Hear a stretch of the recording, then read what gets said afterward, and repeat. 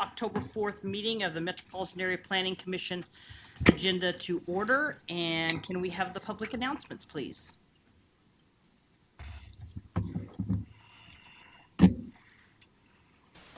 Before we begin the agenda, the Wichita-Sedgwick County Metropolitan Area Planning Commission and the Wichita-Sedgwick County Board of Zoning Appeals would like to take this opportunity to welcome everyone to this public hearing. Copies of the agenda for today's meeting, the public hearing procedure, and Planning Department staff reports on all agenda items are available in the lobby of this conference room. The Planning Commission's and the BZA's bylaws limit the applicant on a zoning, subdivision, or variance application and his or her representative to a total of 10 minutes of speaking time at the start of the hearing on that item, plus up to 2 minutes at the conclusion of that hearing. All other persons wishing to speak on agenda items are limited to 3 minutes per person.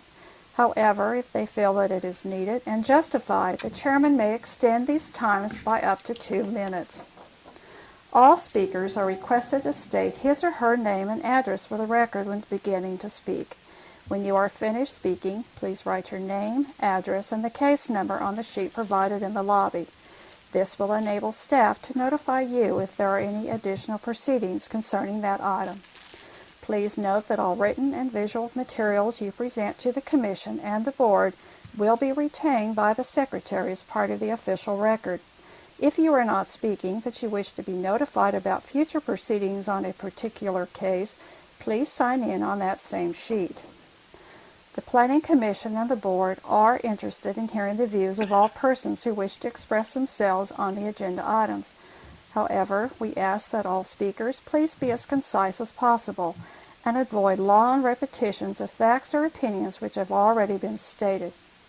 For your information, the Wichita City Council has adopted a policy for all city zoning items. A copy of this policy is available in the lobby.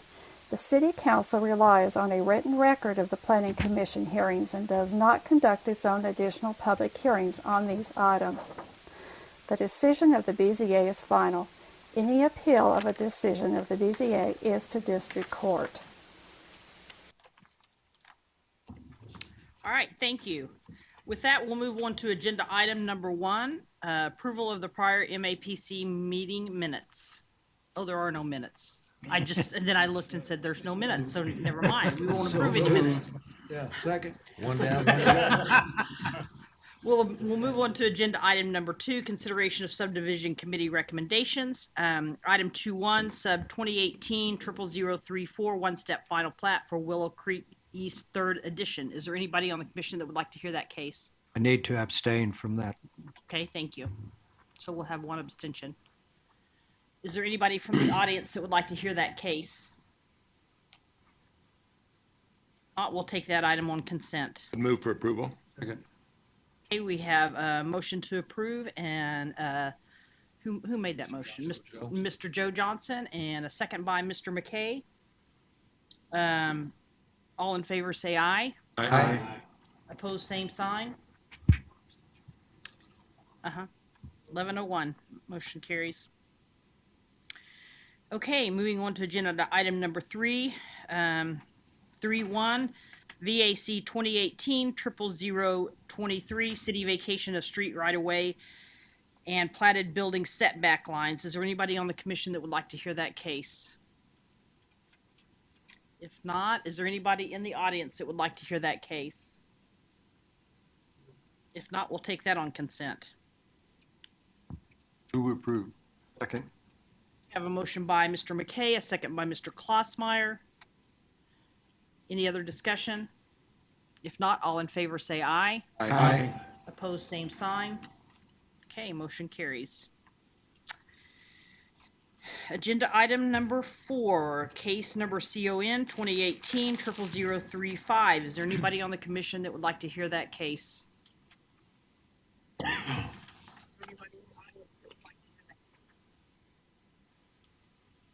Okay, we'll take that item on consent.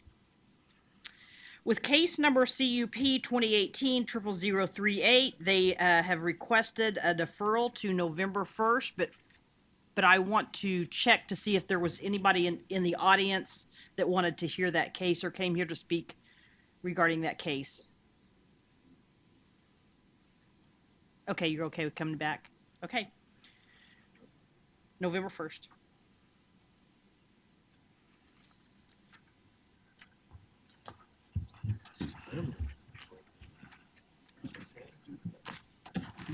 All right, agenda item number 6, case number ZON 2018-00040, county zone change from rural residential to limited commercial. Is there anybody on the commission that'd like to hear that case? Mr. Foster?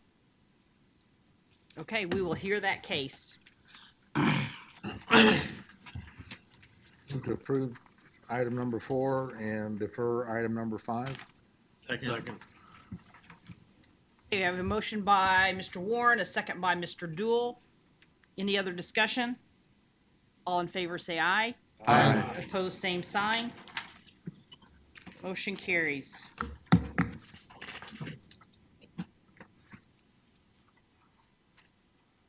We have Mr. Year Out to present.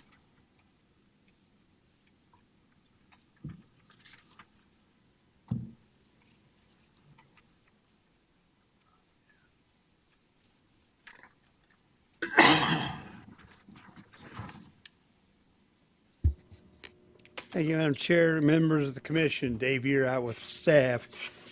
This is a request from Matt Fellows, the owner, and Flatlands Transportation to rezone property in the city of Greenwich. We are on the north side of 53rd Street North and east of Greenwich Road in the village of well, it's actually platted as the city of Greenwich from 1883. I checked that.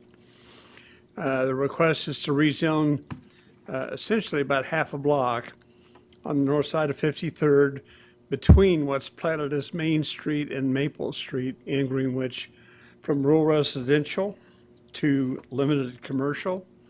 This is the aerial showing the property in question. We're about a quarter of a mile east of Greenwich Road. Greenwich is a gravel road as it runs east-west once you get east of Greenwich Road, or 53rd Street is, I'm sorry. This property is identified in the other city's territory of area of influence. This case is scheduled to go to the City of Bel Air Planning Commission a week from tonight for review and comment. As you see in the background, the property was acquired and a building was constructed. This is a picture of the building that was built on the property. It had been submitted as a residential structure, but it's been used as a repair business for the activity conducted by the owner, which is, as noted in the staff report, he provides trucks for FedEx. They have a major facility west of here in the industrial park with the City of Bel Air. And this is the location in which the applicant does the repair work on those trucks when they need it, all the way from changing oil, tires, and things of that nature to major engine overhauls or other things that might need to occur. So all that activity occurs within this facility. As you can see, we're looking north of the site from 53rd Street. There's a 3 bays in this metal building, and the rest of it's just fenced off. It's a gravel yard access into the property. That's a look kind of to the east from what's known as Main Street. But into the property, you can see one of the FedEx trucks is already there. Another shot looking at the site from the east. This is taken looking, actually this is mislabeled on my part. We're over here on the east side looking kind of north and west, because this western lot, you can see there's actually some trucks parked over there as well. This is looking west along 53rd Street, just to give you kind of an idea of what the area looks like. Given the background and what's going on here, staff has recommended denial.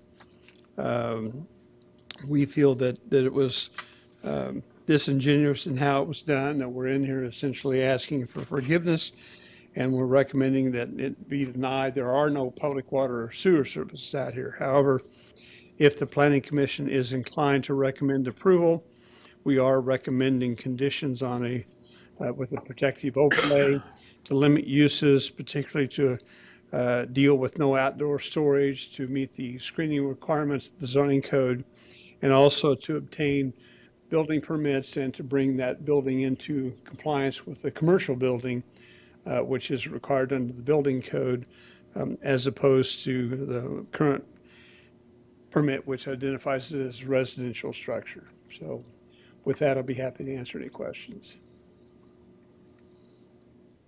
No water, so there's no plumbing?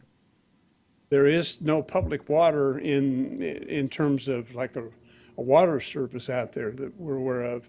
I have no idea whether they have a water well. I presume there's a restroom in there, but I didn't get into that depth with the code office. Other questions from the commission? Does this actually border Bel Air, or Yes. is it just in their planning area? No, it borders, 53rd Street is the city limit line for Bel Air. So the city of Bel Air's land and territory is on the south side of 53rd Street, and they are also east of Greenwich, but the old community of Greenwich itself is still in the county. But they're already incorporated in Bel Air, though. No, they're still in the Okay, that county. was my question, Yeah. if it was just in their planned area. It's or whether it within was- their area, recognized in the comp plan as their service area.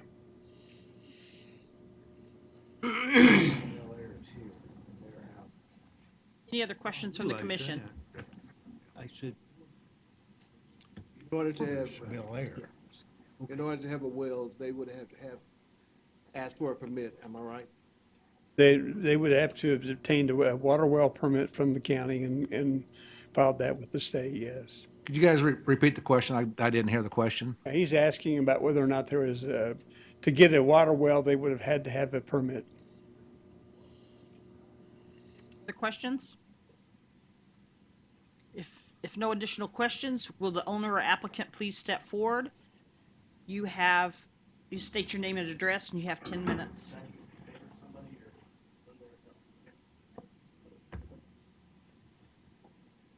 Hey, my name is Matt Fellows, Flatlands Transportation. I'm a half owner, 50% owner. Address is 11600 East 53rd is the address that we're talking about. I live at 3151 North Den Hollow here in Wichita. First, I want to say thank you for letting us discuss this matter today. I think there's some miscommunication going on, so I'm glad that I welcome all questions, because I think what was just said, a lot of that isn't quite right. So I'm going to give you some history. It's probably not all 100% relevant, but I think it helps understand how this all ties together. So both owners, myself and my brother, he's here as well, Brian, we're 50-50 owners. We worked in corporate America and a finance background, both CPAs by trade. We decided to go out on our own 6 years ago and buy FedEx routes. We bought 3 to start with here in Wichita, Kansas. We have now grown that 6 years later to over 4 terminals. So we're in 3 different states, 4 terminals. We have 85 trucks on the road right now, and we're going to have 110 on the road come November, December. That's our peak season. So great growth. We're very proud of our growth and very proud of our business.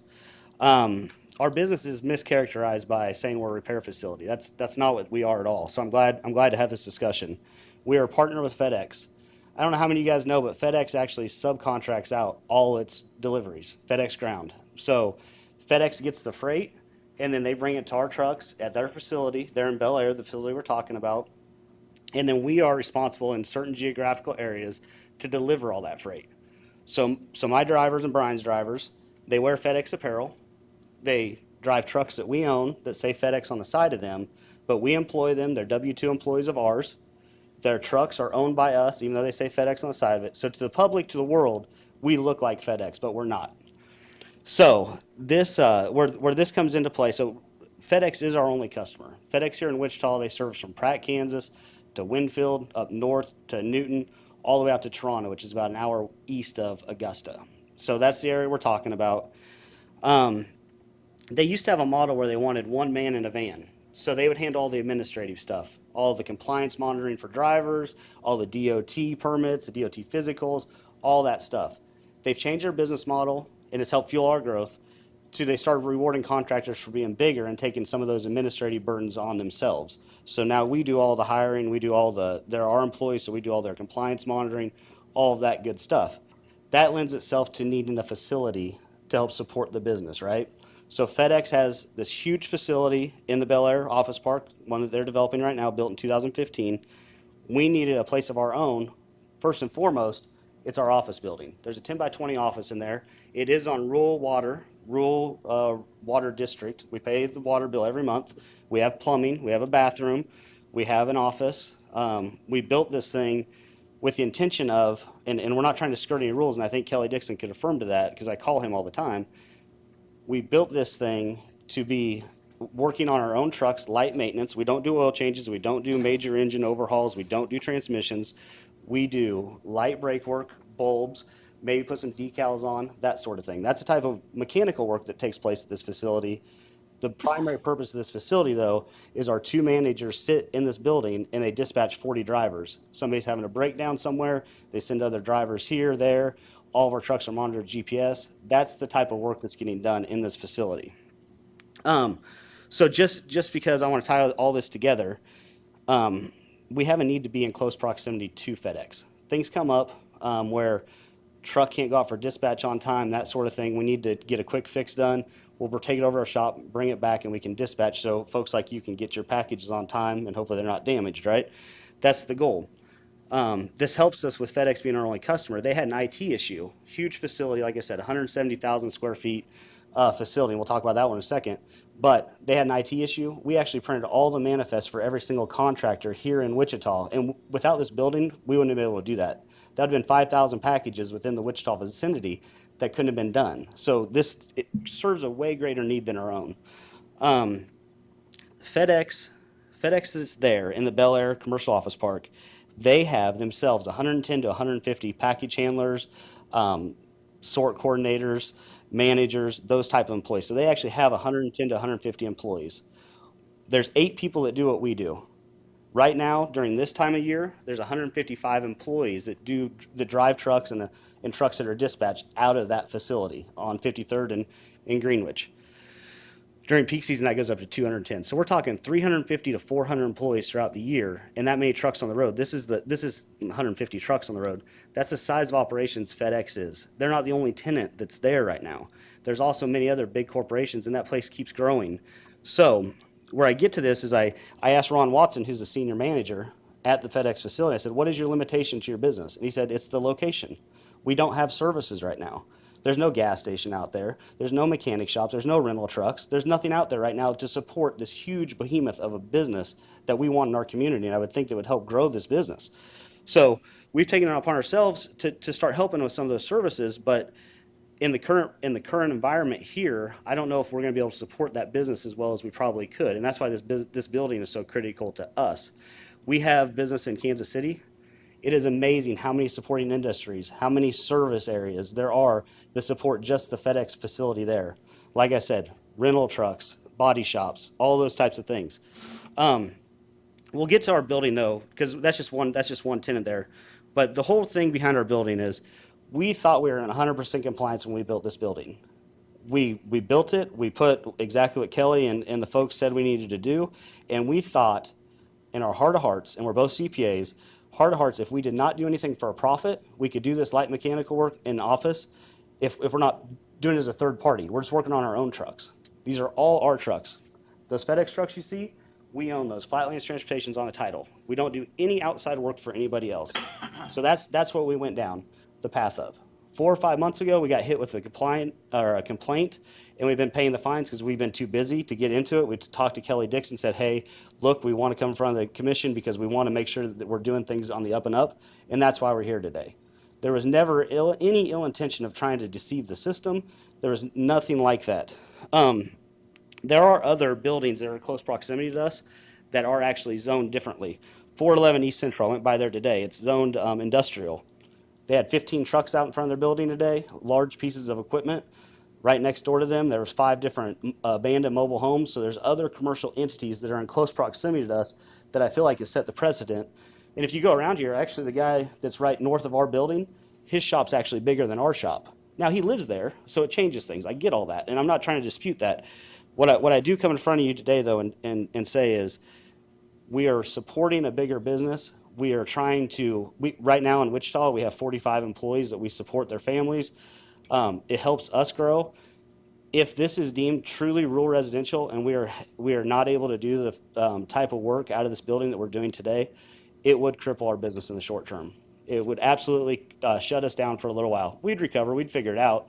But I think with all the growth that's happening in Bel Air, with all the industry they're trying to push, I really feel like it's actually a step in the right direction to have our building and a service that we are providing to FedEx.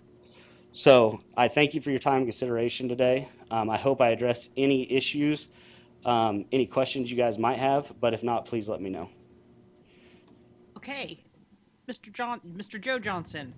When you submitted these plans to build the building, did you indicate that it was a residential? Good question. So when I went with Kelly Dixon. We had 2 or 3 meetings, and he told me the things, I told him exactly what we were planning on doing, and he told me, hey, you need a bathroom, you need a window if you have a shower or something, you need a stove hookup, and we build all of those things in. There was never an intention for anybody to ever live there, and we never made it, we never told him anybody was going to live there. And I think we could probably pull up my application at some point, and that would be on there. Other questions from the commission? Mr. Richardson. So I'm curious as to why you picked this site on an unpaved street, et cetera, et cetera. Did you already own the land? I mean, why did you go into a residential neighborhood to do a business that was not a residential business? Great question. So the old terminal, back in 2015, before FedEx built their 170,000 square foot facility, because we're experiencing 20% growth, 4 miles south of there is where the old terminal was. We outgrew it, and we're probably going to outgrow this one in 3 or 4 years. Growth is just huge. We went out and looked at anywhere around the area at all. We picked that location. Before we actually put the contract or the offer out, we got with Kelly Dixon and talked, and I wish he was here.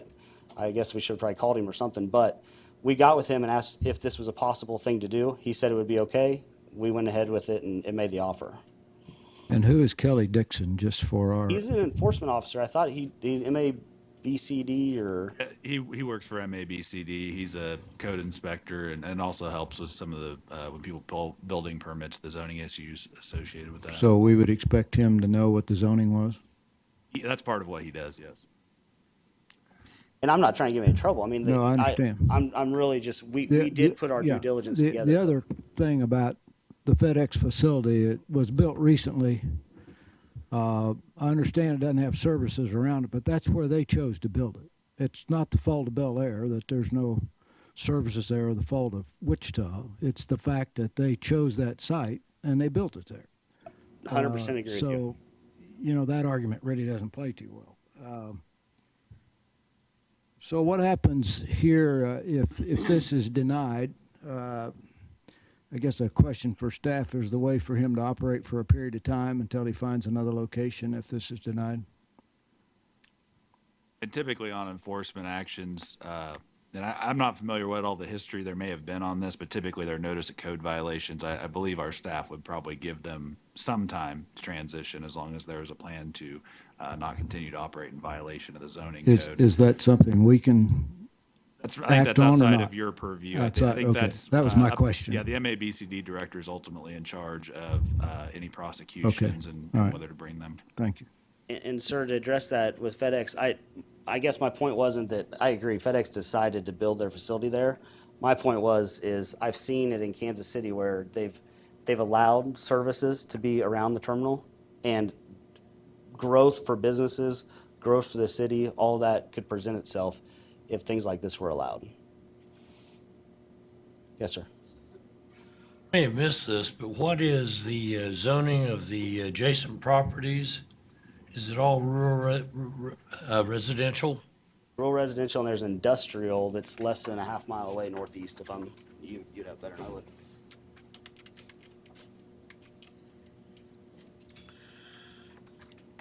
Everything is rural residential except for this property that's north of the railroad tracks at the very end of what's called Central Street, and that's on light industrial.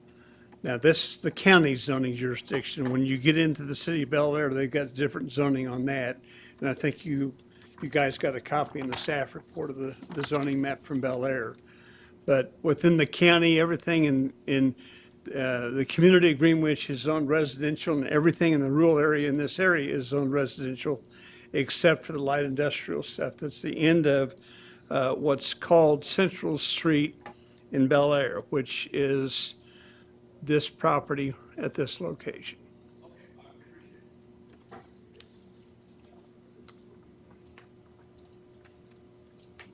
And if you're, Mr. Dixon is now here also.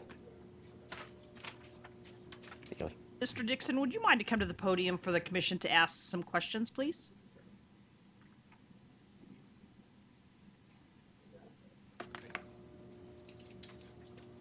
Hi, Kelly Dixon, Metropolitan Area Building and Construction.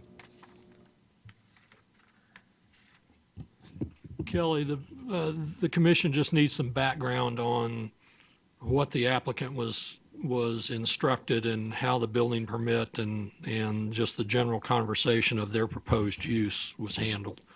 The original building permit was for a building with an apartment inside of it, a residential structure, is what the original building permit was for. We received a complaint some time back about automotive repair taking place, and we started a case at that time. Mr. Warren? If it can be used as a residence, I mean, it's built in such a way that it can be used as a residence, does the owner of the property have the right to work on their own equipment? When does this cross over from the aspect of working on your own equipment versus a business that is in, what's the threshold there for A violation? home occupation has to be operated by the person living on the property. You have to live on the property you're operating a home occupation on. So if the owner lived there, then what If the they're owner doing is- lived there, it's legal. then under certain restrictions, probably could do a home occupation, yes.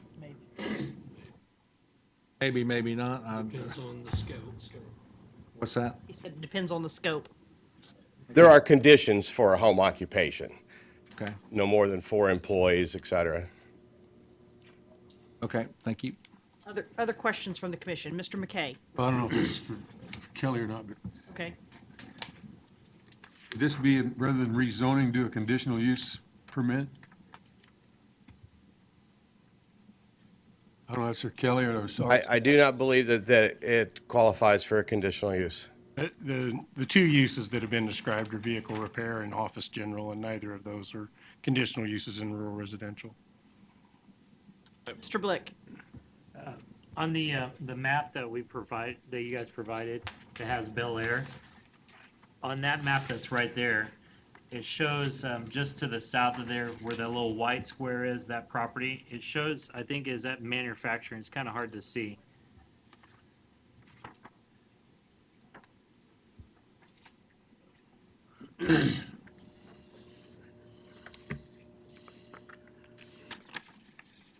All of the areas south of the community of Greenwich that's within the city of Bel Air, which would be all this land in this location, is zoned agricultural. Okay, well, on the map that we have, it shows purple right there, and it shows. Well, that purple is on the east side, or I'm sorry, the west side of Greenwich Road. He's got a different map than you have. Yeah, he's looking at this map. Well, you guys were provided two maps. One of them is the zoning map, and that says zoning districts. Okay. The other map is their long-range vision map of uses. Okay, so this, And they're envisioning industrial development on this property in this location over here, adjacent to Greenwich Road okay. So in the that- future, but not that's right. in the It's not future. zoned that Okay. way. Okay, I see. All right, Mr. Joe Johnson. Yeah, the question I had, why is this going to Bel Air? It's within their area of influence. But we're making a recommendation, but the decision lies with Bel Air. No, we're recommending, the zoning decision is in the jurisdiction of the county, so it would ultimately have to go to the Board of County Commissioners based on your recommendation. Because this falls within the area of influence of Bel Air, they have an opportunity to comment on it. When are they going to do that? Their hearing is a week from tonight. Like, I'd like to hear from them before we make a decision. The county commission specifically modified the old zoning area of influence regulations to eliminate the requirement that the case had to go to the small city first, because they did not want applications held up in order to get to the small cities, because most of them only meet once a month. Now, obviously, you as a commission can do whatever you think's appropriate, but that was the whole thought process by amending the old zoning area of influence to allow it to come here in front of the hearing at the small city. In this case, we wouldn't be holding up anything. Well, if you want to hear it first, then it's going to have to come back after they hear it before it would go to the county commission. So potentially it could. What are we holding up if they continue to operate illegally the way they are? In this instance, you wouldn't be holding anything up, I don't believe. Dale's talking about the typical example of a development, but yeah. In this case, it's Yeah. not. Well, and to explain that a little bit further, and again, I'm not familiar with all the specifics on this item, but typically if we issue a notice of code violation, if somebody's in the system to try to do a zone change that may bring them into compliance, we hold off on issuing any more citations or notice of code violations until that's resolved one way or another. Mr. Warren. Mr. Fellows, with the map that's on the screen right now and using the mouse at the screen, can you show, you talked about a couple of businesses that were operating nearby. Can you show us on that map where those Well, businesses were and what the nature of those? So the biggest one is right, oh shoot, let me see. So the biggest one is over here, which is zoned appropriately. That is zoned as a business. That's the one where I said there was 15 vehicles and multiple pieces of equipment. This lot, I don't know what this is, but if you go out there today, there's about 5 just mobile homes that obviously cannot be occupied. I can't imagine that would be kosher on a, I don't know the zone. I'm not a zoning guy. There's over here. Yeah, over here, this guy has multiple vehicles. It looks like he works on Hummers or something going on there. Multiple vehicles. I have pictures on my phone. I can show you that too. I don't know if this is a post office or what this is, but there's something going on here where that's obviously not a residential. It does have signage out front as well, basically stating it's not a residential. And then once you get over here, and I don't even know what this is zoned at all, but up here, this building is out by itself. I guess it's on one plot of land, so that guy could own it. So there's, and I mean, you drive around, you look how many cars are, I mean, notice on the aerial view, I can probably count 20 cars right there, which is residential. So, and I wish this was blown out a little bit. I wish you could see, we're talking less than half of a mile over here. This is the facility we're talking. You need to stay at the podium because we're recording and we can't hear you over there, please. Okay, yeah, Thank to the you. west, less than a half a mile, is where we're talking about the FedEx facility. Let me interrupt a second. Is there any other questions of Mr. Dixon before, because he needs to get someplace and I just want to make sure that we don't have any other questions of him. Mr. Yes, Dixon. the only thing I want to do is make sure he didn't authorize anything of this nature to be there. Mr. Dixon, would you like to step up to the podium and answer that question, please? I think that's what I heard him say. No, I did not authorize this for a repair shop. Matter of fact, I've written multiple citations. Thank you, sir. Thank you. Any other questions of Mr. Dixon? Thank you, Mr. Dixon. Okay, let's, thank you for your responses, and let's go to the audience. And is there anybody that would like to speak on this case from the audience? Okay, if you'll step forward to the podium, state your name and address, and you have 2 minutes. 3, sorry. 3. Hi, my name is Earl Stafford, live at 123 Maple. We're directly behind the building in question. Everything in this area is all residential, except for what you guys stated earlier. Light commercial building is a co-op. The mouse is right there. This building here is called the co-op back in its day. That went out of business a long time ago. The leasee bought this land and they could not do nothing with it because they wanted to make it heavy commercial. So, in my opinion, I want this to stay residential because all of this is going to be industrial, and one of these days they're going to try to push us out of our town. Thank you. Thank you. Can you wait just a second? Any questions from the commission? Thank you. Oh, wait. Can you show us where your property is? Yes. Mine is the big building right behind his. That is my garage. Yes, I do my own maintenance in there, changing oil, rotating tires. That's it. I don't work for anybody else. What is your primary complaint with the, Well, this is going to be, if it's turned into commercial, light commercial, who's next? All right, what was the back button? Okay. All this over here is going to be industrial too. So eventually, they're going to swallow our town. Any other questions? Mr. Foster?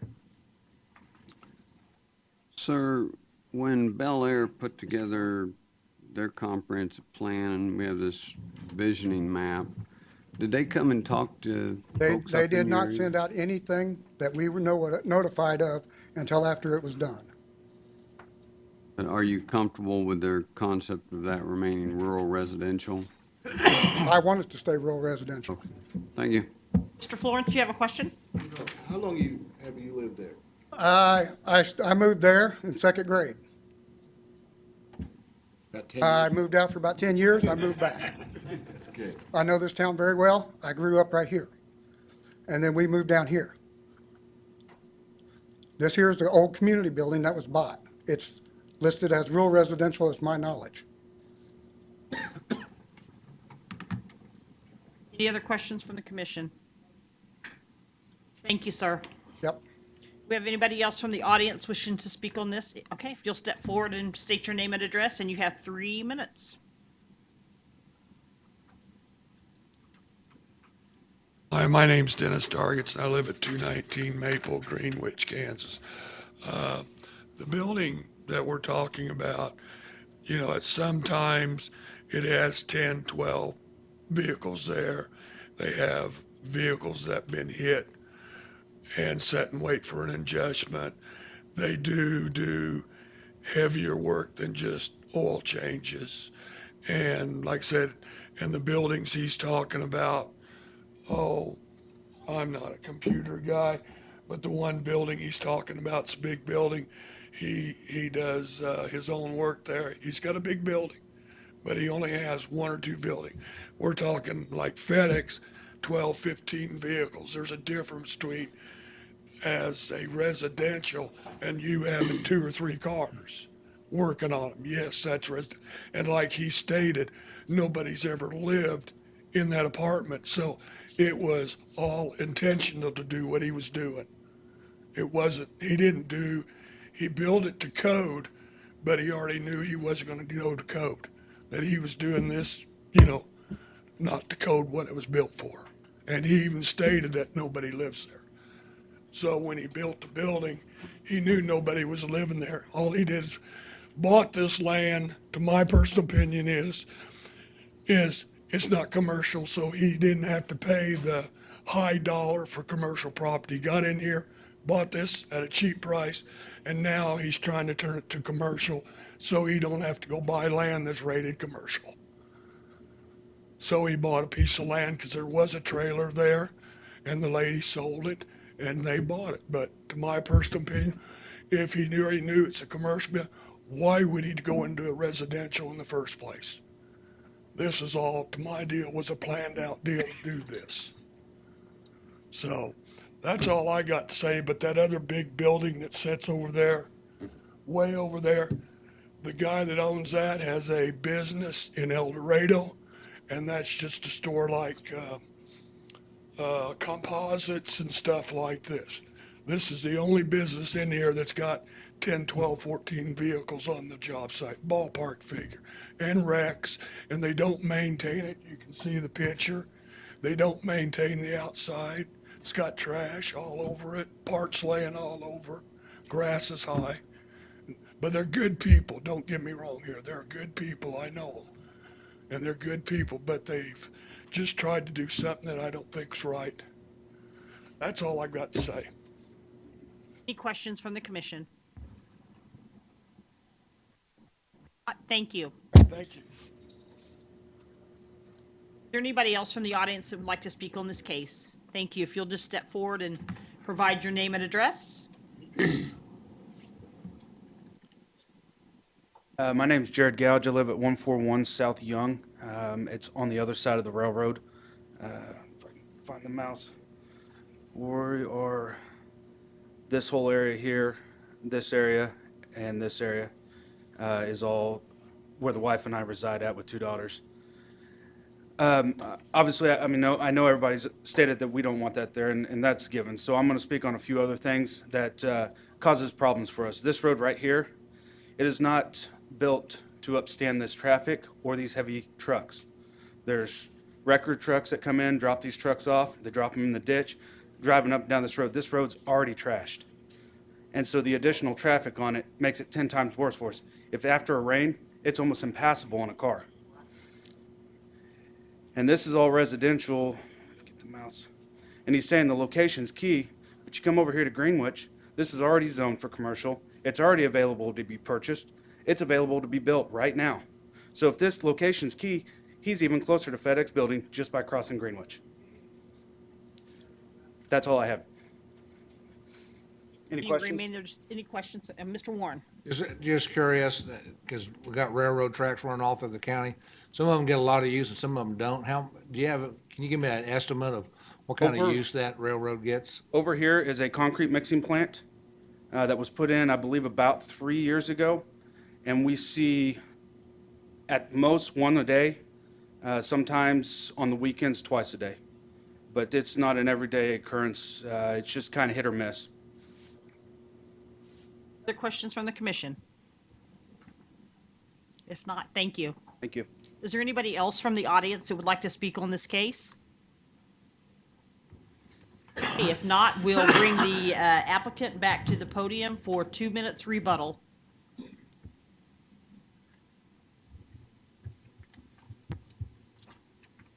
Okay, first I want to speak to our intentions. So that's something that we only know what our intentions were. We truly, truly believed if we were doing our own work, just like these gentlemen are doing their own work in their own companies on their premises, we thought if we were doing our own work, not for profit, we were in compliance. No shady stuff. We weren't trying to do anything to be underhanded. The silly thing about it is I've been advised by other, I'm not going to say names, but we could rent this to an employee. The employee could live there and then work on these trucks that we're talking about today. I mean, we don't want to do underhanded stuff, though. That's why we came in front of the board today, and we want to get the right ruling on this. We are okay with some of the protective overlays that the staff has put in place. And I think when we were talking about is there some kind of conditional use, I feel like those protective overlays are almost putting the restrictions where it is a conditional use, which I think that's good for everybody. I don't want the 10 to 12 trucks out there at a time. That's not our intention. If we said, hey, we got to put 3 trucks out there maximum and that's all we could have, we would definitely work around whatever you guys put in front of us. As far as in the staff report, they talked about water availability, groundwater, the infrastructure that supports this. We have never used more than the minimum water from rural water district. So we're spending $21 a month in water. There's no influx of infrastructure needed to support our needs for this business. In my mind, you know, we're just, so the maintenance, I don't know where, at one point when we first started, we were doing heavier maintenance. We aren't even doing our own oil changes anymore Firestone does all of our oil changes. If they're too busy, we go to Tires Plus at 37th and Rock. This is what we are doing right now, light body work, no paint. We are doing brake, just light maintenance, bulbs, those types of things. The office is a more important thing for us. We would be willing, I agree the upkeep has gone down, but since we've been getting fined. Sir, I'm sorry, your time is up. Okay. Thank you. Is there any questions from the commission? Mr. Blick? You just said a second ago, protective overlay. You agree with all of those that's stated? Is that correct? The one that I would, so there's two of them that I would like some more details on. One of which is the screening on all four sides. Our boundaries are roads on the east, south, and west sides of our property. The north side of our property that butts up to one of these gentlemen's property, I think for sure we need to put some kind of screening up. And we have started putting fencing up, but we didn't put any more capital into this because we don't know what the outcome of this is going to be. Number two is no outdoor storage. Yes, we do agree with that. Agree with the only other one we need more research on is bringing the building up to commercial code. We've talked about infrastructure limitations. I don't know. I have not quantified. We just got this 2 days ago. I have not quantified how much like a fire suppression system and those types of things might be in this building. Questions from the commission?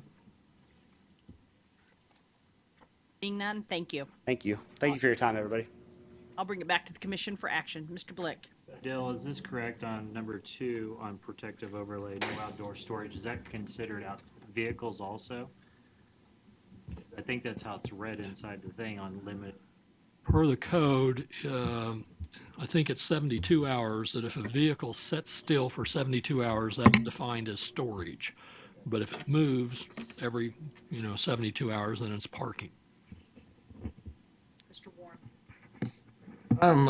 I'm following the line of at least the thinking that Mr. Joe Johnson had in terms of it makes no sense for me to make a decision before the city of Bel Air has to take a look at it. If this falls within their sphere of influence, it would be like not allowing a speaker to come up and speak when this is part of their job. And so I would like to defer this to the first meeting following the city of Bel Air's opportunity to review the application, see what they think and what they say. Making that a motion? It is a motion. Second.